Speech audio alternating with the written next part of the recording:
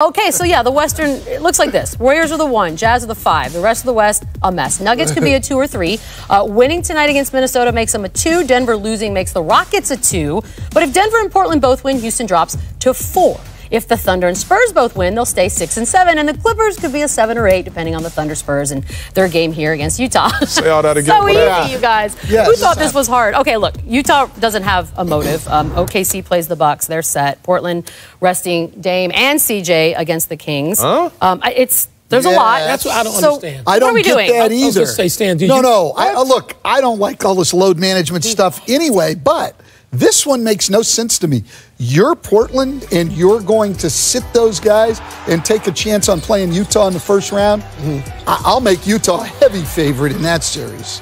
Do you agree? Everyone agree? You're like crazy. I don't understand why they would sit those two guys. I mean, I just feel like home court advantage for a team that hasn't been very successful is huge.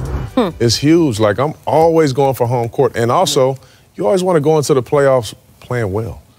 You know, you just do. It's a thing. And I'm not so sure that Portland wants to match up with Utah because over the past, we've noticed how Dame has struggled against bigger guards, like a guy like Mitchell, if they were to match up.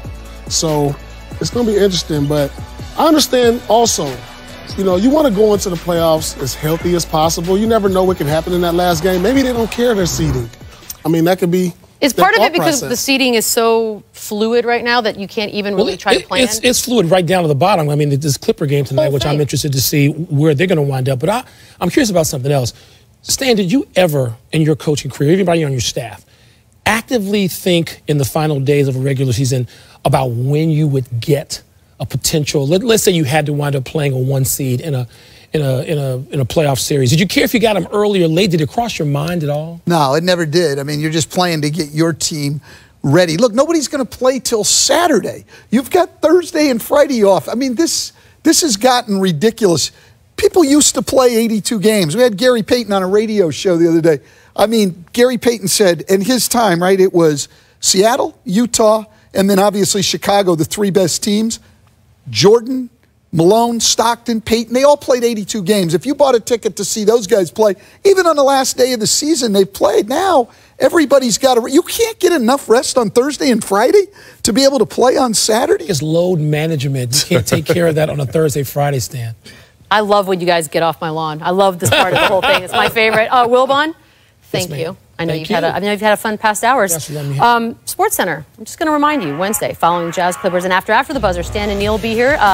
First round winners are going to pick them.